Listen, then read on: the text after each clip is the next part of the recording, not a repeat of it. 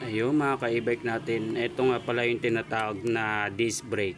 Yan, kita nyo, yan may plato siya, disc brake po yan. Yan pa ganyan, disc brake yan. Yan, naka disc brake yung e-bike. Ito yung pinaka ano niya, disc plate. Ayan o, disc pad kung tawagin, disc plate sa iba, disc pad.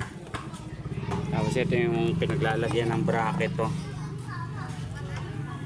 yung ayan o, dyan nakalagay yung bracket ng ano nyo, caliper. Ito, disc caliper.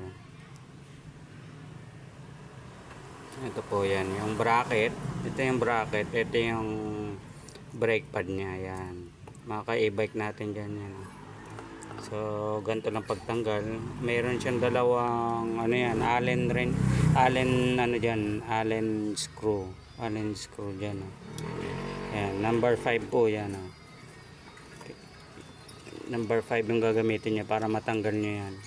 Ikot-ikot nyo lang po hanggang matanggal. Yan, minsan sobrang kalawang hindi na kayang tanggalin. Yan, lagyan nyo lang yung WD-40 o kaya anti-rust.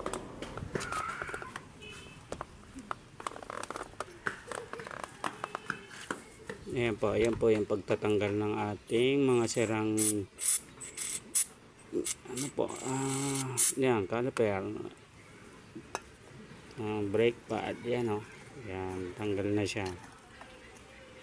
Yan, babaran nyo lang ng WD-40. Ito po, anti-rust.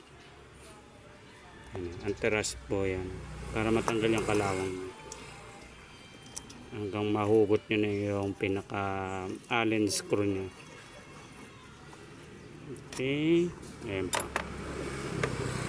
Tapos pwede nyo na po yung hugutin. Yan, tanggal na siya. Oh, grabe. Pudpud na po yan.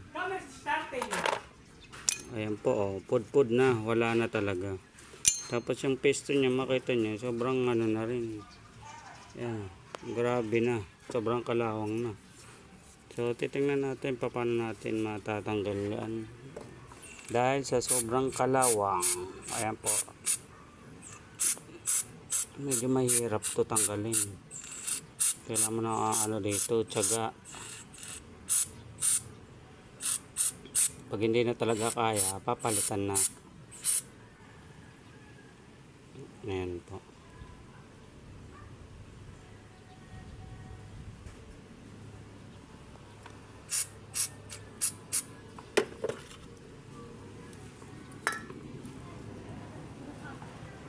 Ayan po yung dalawang yan. Yan yung tinatawag na piston. Na ipopush po yan ng ano, fluid. Pag ano, papalabas.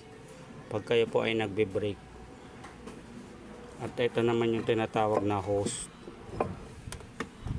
Ayan po, may hose po yan yan o. Ayan yung hose nya o.